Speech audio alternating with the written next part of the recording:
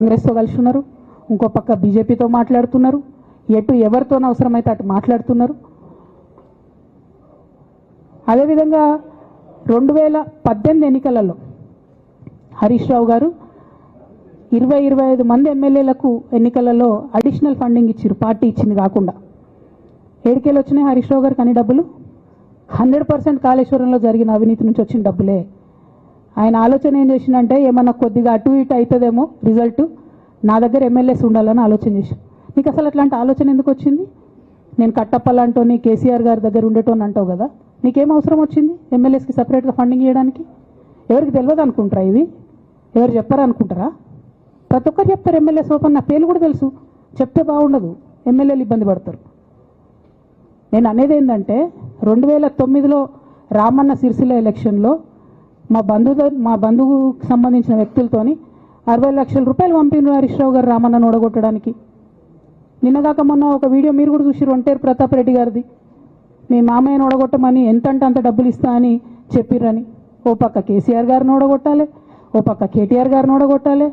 నిజామాబాద్లో నా ఎంపీ సెగ్మెంట్లో అందరు ఎమ్మెల్యేలను మేనేజ్ చేయాలి, అందరిని మన కేసీఆర్ కుటుంబాన్ని ఓడగొట్టాలి, విచ్ఛిన్నం చేయాలి. కానీ కేసీఆర్ గారి పేరుతో వచ్చేటటువంటి బెనిఫిట్స్ మాత్రం అన్నీ కావాలి. మరి ఇటువంటి వారిని నా రిక్వెస్ట్ కేసీఆర్ గారితో కేటీఆర్ గారితో, వారిని మీ పక్కన పెట్టుకొని నిజం మాట్లాడే నన్ను బయటకు పంపితే మరి పార్టీ బాగుంటుందా? దయచేసి ఆలోచన చేసుకోండి. నేనేమంటున్నా రామన్న మిమ్మల్ని అంటే, నా మీద మీకు కోపం ఉండొచ్చు, నా మీద ఏముందో ఎవరేం చెప్పారో నాకు తెలియదు. నేను మాత్రం నా ప్రాణం పోయినా కేసీఆర్ గారికి హాని జరగాలని కానీ కేటీఆర్ గారికి హాని జరగాలని కానీ కోరుకోను. అది నా నైజం కాదు. ఆడపిల్లలకు అట్లుండదు, ఆడపిల్లలు ఇల్లు బాగుండాలనుకుంటారు. నా మనసుకి ఎంత గాయం అయితే, నాకు ఎన్ని అవమానాలు అయితే, నాకెంత ఇన్సల్ట్ అయితే, నా మీద ఎన్ని కుట్రలు జరిగితే నేను ఇట్లా మాట్లాడుతున్నది ఇది నా బాధ, ఇది నా ఆవేదన. నాన్న చూస్తలేరేంది వీళ్ళని అన్నది ఆవేదన, చూసుకుంటా క్షమిస్తారేంది ఇంకెన్నిసార్లు క్షమిస్తారు అన్నది నా బాధ. అంతే తప్ప నాకేం కోపం ఉంటుంది? ఎందుకు కోపం ఉంటుంది? నాకు ఎన్ని జన్మల పుణ్యం ఉంటే కేసీఆర్ లాంటి తండ్రి దొరుకుతాడు? కోట్లలో ఒకరికి ఉండేటటువంటి తండ్రి నాకు దొరికిండు. ఆయన లేకపోతే నేనెవరు ప్రపంచానికి తెలుస్తుందా? నాకెందుకు అవసరం ఉంటుంది? నాకేం కోపం ఉంటుంది కేసీఆర్ గారి మీద? నాకు టీఆర్ఎస్ పార్టీ మీద ఎందుకు కోపం ఉంటుంది? నాకు 27 సంవత్సరాలు ఉన్నప్పుడు నేను నా కొడుకుని చిన్న పిల్లగాన్ని పసిగుడ్డుని ఎత్తుకొని ఇక్కడికి వస్తే ఆ రోజు నుంచి ఈ రోజు వరకు నేను రోడ్డు మీదనే ఉన్నా, ఉద్యమాలే చేస్తున్నా, పోరాటాలే చేస్తున్నా, తెలంగాణ ప్రజల కోసం పనిచేస్తున్నా. 2014 నుంచి అధికారంలో ఉన్నప్పుడు కూడా నా ఇంటి దర్వాజాలు ఎప్పుడు తెలిసే ఉన్నాయి, ఇక్కడున్న మీడియా మిత్రులందరికీ తెలుసు. అధికారంలో ఉన్నా లేకున్నా నేను ఇట్లనే ఉన్నా. అధికారంలో ఉన్నప్పుడు నన్ను ఏమి సాగనీయకుండా నన్ను ప్రతిపక్ష ఎమ్మెల్యేని చూసినట్టు, ప్రతిపక్ష ఎంపీని చూసినట్టు చూసినా నేను ఇట్లనే ఉన్నా, ఓపెన్ మైండ్తోనే ఉన్నా.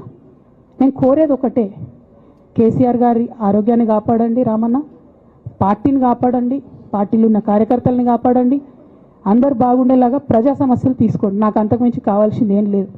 దానికి ఈయన హీరోలాగా ఎదుర్కొన్నాడు, ఈయన 6 అడుగుల బుల్లెట్ అని పార్టీ అంతా ట్వీట్ చేస్తే, మరి 6 అడుగుల బుల్లెట్ ఎవరికి గాయం చేస్తుంది? ఎండ్ ఆఫ్ ద డే ఇవాళ అయితే నన్ను గాయపరిచింది, రేపు రామన్నను గాయపరుస్తారో కేసీఆర్ని గాయపరుస్తారో. జాగ్రత్తగా ఉండండి రామన్న, నేను చెప్పేది ఏం లేదు. జాగ్రత్తగా ఉండండి, కేర్ఫుల్గా ఉండండి. ఎట్ ద సేమ్ టైం ఈ హరీష్ రావు గారి కారణంగా గమ్మత్ ఏముంటుందంటే, ఒకసారి హంపీకి పోతారు వీళ్ళందరూ, మీ అందరికీ తెలుసు ఆ స్టోరీ.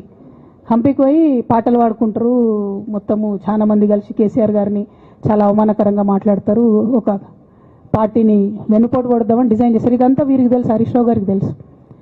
నేను ఆ రోజు సాక్ష్యం ఉన్న హరీష్ అన్న వచ్చి లిటరల్లీ రామన్న చేతులు పట్టుకొని, అరే మామయ్యకి ఎప్పుడా సింక్ ఆర్ సేల్, నేను మామయ్యతోనే ఉంటా అని చెప్పి అక్కడ మాట్లాడుకున్న వాళ్ళందరినీ పెద్దసారి దగ్గర అవుట్ చేసిండి.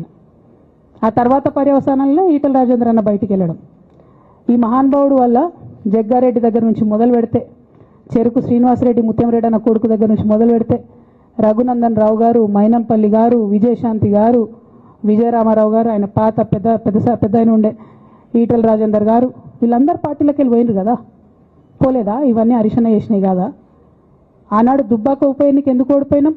దుబ్బాక ప్రజలకు ఇప్పటికి కూడా గుర్తుంటుంది.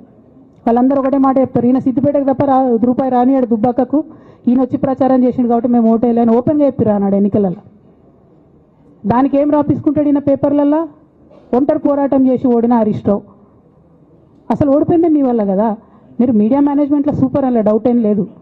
రామన్న యూట్యూబ్లు మేనేజ్ చేసి నా మెయిన్ స్ట్రీమ్ మీడియా మేనేజ్ చేస్తాడు అంతే, అంతకుమించి వేరే ఏం లేదు. నేను రామన్నని రిక్వెస్ట్ చేస్తున్నా, అన్న మీరు కూడా ఆ స్కిల్ నేర్చుకోండి అన్న. అట్లనే ఈటెల రాజేందర్ గారు ఉప ఎన్నిక దగ్గరుండి హరీష్ అన్న గెలిపిలేదా అండి ఈటెల రాజేందర్ని? ఆనాడు పీసీసీ అధ్యక్షుడిగా ఉండి రేవంత్ రెడ్డి గారు ఏమంటారు, కాంగ్రెస్ పార్టీ ఓడిపోతుంది ఇడా అని చెప్తారు. ఆయన ముందే డిక్లేర్ చేసిండు, ముందే చేతులు ఎత్తేసిండు. హరీష్ అన్న ఆడ పోయి కూర్చొని మరి ఈటెల రాజేందర్ అన్నని గెలిపించొచ్చిండు. ఈ బంధం రేవంత్ రెడ్డి గారిది హరీష్ రావు గారిది అప్పటి నుంచి కొనసాగుతుంది, కొత్త బంధం ఏం కాదు ఇది. నేను కేసీఆర్ గారిని పెద్దల్ని రిక్వెస్ట్ చేసేది ఒకటే, ఈయన చేస్తున్న నక్కజిత్తుల్ని దయచేసి గమనించండి. ఇలా నేను బయట పోతా కావచ్చు, నాదేముంది, ఉద్యమంలోకి వెళ్ళి వచ్చినా వాళ్ళ ఉద్యమంలోకే పోతా, నాకు భయం ఏముంటుంది, నాకు ఎన్నడూ పదవుల మీద ఆశ లేదు. కూర్చున్నాం, బతుకుంటే బల్సాకు తినొచ్చు అని చెప్పి ఎవరింట్లో వాళ్ళు నోరు మూసుకుని మొత్తం దాదాపు సంవత్సరంన్నర కూర్చున్నాం. దానివల్ల ఏమైంది, ఒక్క రూపాయి ఆదాయం లేదు ప్రభుత్వానికి అన్నాడు, రూపాయి కూడా లేదు. ఎందుకంటే బయట పనులు జరుగుతూనే కదా ప్రభుత్వానికి ఆదాయం వచ్చేది. బొగ్గు కానీ నడిస్తే, అక్కడ బొగ్గు తవ్వితే, బొగ్గు బయటకు వస్తే, బొగ్గు అమ్మితే అట్లే కదా ఆదాయం వచ్చేది. సింగరేణి సంస్థ కూడా లేదు, దాని నుంచి వస్తుంది. అందులో మాకు కూడా ట్యాక్స్ రూపంలో గవర్నమెంట్ డబ్బులు వస్తాయి. ఒకటి సబ్బు కొనాలి, ఒకటి పప్పు కొనాలి, ఒకటి ఉప్పు కొనాలి, అవి కొంటేనే కదా ఆదాయం వచ్చేది. ఏదీ లేదు, మొత్తం సంవత్సరం పాటు ఎక్కడక్కడ తలుపులు బిడాయించుకొని ఇంట్లో ఉన్నారు. దానివల్ల ఏమైంది, ఆదాయం సున్నా.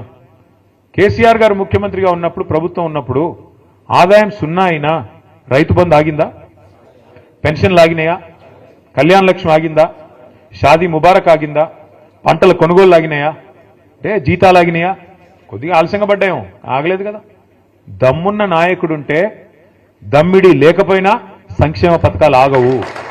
ప్రభుత్వం చిత్తశుద్ధి గల ప్రభుత్వం ఉంటే పనులు చేస్తారు తప్ప సాకులు వెతకదు. ఈ సన్నాసులు వీళ్ళకి పని చేయడం చేత కాదు. నోటికి ఎంత వస్తుందో మాట్లాడాలా, అదరగొట్టాలా, ఉపన్యాసాలు ఇవ్వాలా, మీడియాను మేనేజ్మెంట్ చేసుకోవాలా, ప్రజల్ని మోసం చేయాలా, మళ్ళీ ఇటగే వ్యవహారం నడిపిస్తూ ఉండాలి. ఏం చేస్తున్నారు సక్సెస్ఫుల్గా వాళ్ళు? వాళ్ళ మీదికి రాకూడదు దృష్టి. అందుకే ఏం చేస్తున్నారు, 6 గ్యారంటీలు ఎవరు అడగొద్దు, సింగరేణిలో ఇచ్చిన హామీలు మీరు అడగొద్దు. ఏం చేయాలి మరి, ఏదో డైవర్షన్ గేమ్ ఆడాలి. ఓ రోజు కాళేశ్వరంలో కేసీఆర్ అరెస్ట్, సిబిఐ అని కొన్ని రోజులు టైంపాస్. ఫార్ములా ఈలో కేటీఆర్ అరెస్ట్, వేసుకోబోతున్నారు, ఇప్పుడు వేసుకోబోతున్నారు, ఇంకో గంటలు వేసుకోబోతారు. ఇక తర్వాత రెగ్యులేటరీ విద్యుత్ దానిలో జగదీష్ రెడ్డి అరెస్ట్. ఈ టైపులో రోజొక్క సొల్లు పురాణం తప్ప 22 నెలల్లో 21 నెలల్లో ఒక్క పని ప్రజలకు పనికొచ్చేది జరిగిందా ఎవరికన్నా? ఇది ఏమనుంటే ఉల్టా ఎత్తుకపోయే బ్యాచ్ తప్ప ఇచ్చే బ్యాచ్ కాదు అది. అలీబాబా 45 దొంగల్లాగా వీళ్ళు మామూలు వాళ్ళు కాదు, ఇది దండుపాలెం బ్యాచ్ ఇది. ఆ బ్యాచ్ వీళ్ళు బంగారం ఇచ్చే బ్యాచ్ అసలే కాదు. మహిళల్ని కూడా అట్లా బుట్టలు వేసుకున్నారు, వాళ్ళని కూడా మోసం చేశారు. కాబట్టి ఒక్కొక్కరిని మనం చైతన్యవంతులు చేసి ఒక్కొక్క వర్గాన్ని దగ్గర తీసుకొని జాగ్రత్తగా ఒక్కొక్కటిగా ఇంకా మనకు టైం ఉంది, మనకేం తొందర లేదు, మనకేం ఇప్పటికిప్పుడు ఉరుకులు పెట్టాల్సిన అవసరం లేదు, టైం ఉంది.